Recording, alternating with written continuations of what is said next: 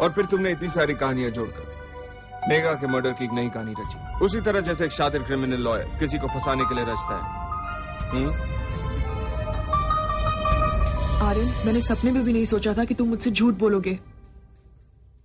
तुम मेघा के कमरे में गए और तुमने मुझसे कहा कि तुम ड्रिंक लेने जा रहे हो। मुझे माफ कर दो नताशा, मैं ये सोचकर डर गया था कि ये बात मालूम होने के बाद कहीं मैं तुम्हारे प्यार और विश्वास को खो ना दूं। जो अपनी पत्नी का विश्वास खोना नहीं चाहते वो रात को अपनी पत्नी को छोड़कर पराई औरत के कमरे में नहीं जाते। नताशा, मैं खुद उसके कमरे में नहीं गया था। मुझे तो मेघा के नाम से एसएमएस आया था। मेरा विश्वास करो, सारी चाल राज सोलंकी की है। मुझे तो इस खून में फंसाया जा रहा है। मैं तुम्हें इस कैद से आजाद कराऊंगी। तुम्हारा केस लड़ने के लिए मैं तुम्हारे साथ बड़े से बड़े और वकील रखूंगी। नताशा, तुम बहुत अच्छी हो।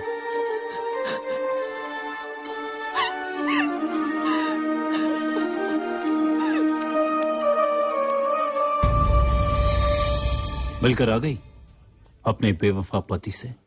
मैं उसे मिलने नहीं आई थी, बल्कि ये बताने आई थी कि मैं अपने पत्नी होने का धर्म निभाऊंगी, चाहे सारी दुनिया उसके खिलाफ हो जाए, मगर मैं उसे इस इल्जाम से आजाद कराकर ही चैन लूंगी। इम्पॉसिबल। Do you understand? भ्रम है तुम्हारा, क्योंकि मैं ऐसा होने नहीं दूंगा। आई स्वेयर ऑन मेघा, उसे तो सजा दिलाकर ही रहूंगा। जाओ, तुम चाहे कुछ भी कर लो, उसे नहीं बचा पाओगे। ये चैलेंज तुम एक पत्नी को दे रहे हो। शायद पत्नी के रूप में तुम एक औरत की ताकत को नहीं जानते।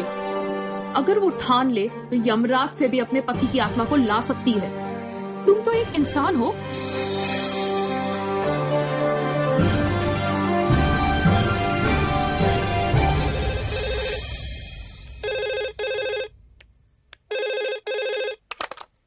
Hello, what?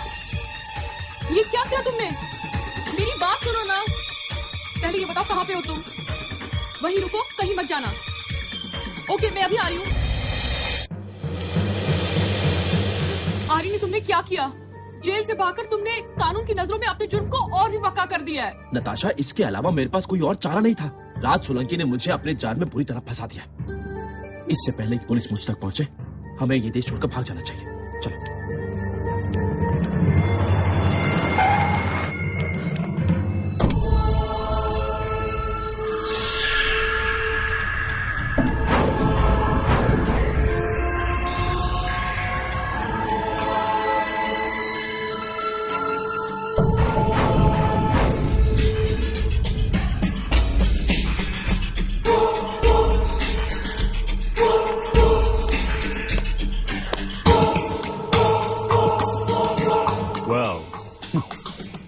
What a fantastic plan.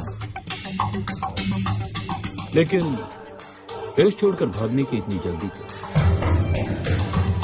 क्या तुम ये नहीं जानना चाहते कि मेघा का खून आखिर किया किसने? तूने।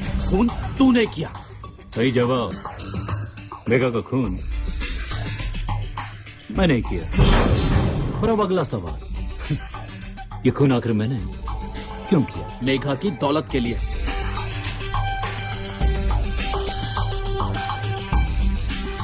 गलत जवाब। मेघा की दौलत तो उसके जीते जी भी मेरी है, लेकिन उसका खून मैंने अपने प्यार को पाने के लिए किया। मिलना चाहोगे उससे?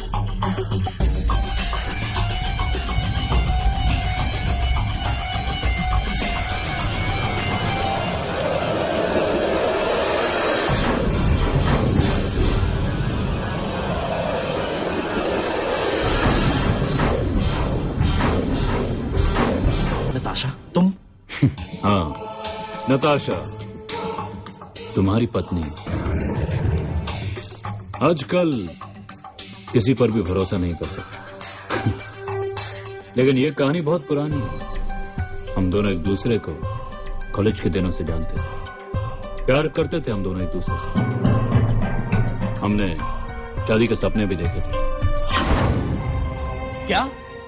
जिस लड़के के ना माँ बाप है, ना घर है, जिसका ठिकाना मुंबई का फुटपाथ है, तुम उससे शादी करना चाहती हो?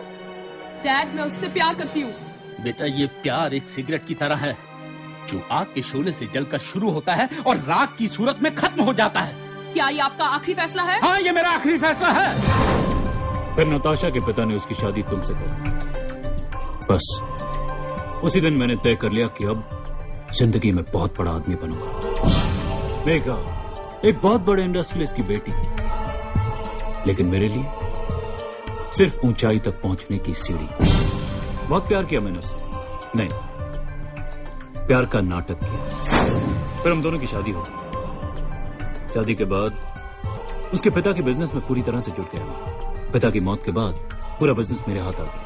इज्जत, दौलत, शोहरत, ये सब कुछ मिला मुझे, लेकिन ये सब कुछ मेघा की मेहरबानियों का मोहताज था, क्योंकि बुढ़ा मरने से पहले सारी जायदाद मेघा के नाम लिखकर चला गया। फिर एक दिन अचानक मुझे नताशा मिली। राज, पिताजी की खुशी के लिए मैंने आर्यन के साथ शादी तो कर ली, पर दिल से कभी उसे अपना पति न मान सकी। उसके साथ रहकर भी मेरे दिल में हमेशा तुम ही बसे रहते थे। अब तो पिताजी नहीं रहे। अब तो मैंने ये लगता कि तुम मुझे अपने दिल से अपनी जिंदगी में ला सकती हो। पिताजी नहीं रहे तो क्या हुआ? अब हम दोनों के बीच में मेरा पति आर्यन और तुम्हारी पत्नी मेघा तो है। अगर ये दोनों हमारे रास्ते से हट जाएं तो तभी हमने मेघा को अपने रास्ते से हटाने का प्लान बनाया, उसका मर्डर कर। लेकिन फिर सोचा कि अगर उस मर्डर का कातिल तुम्हें साबित कर दें तो हम दोनों के रास्ते से सारी प्रॉब्लम्स हट जाएं। वो कहा ना किसी ने, all's fair in love and war.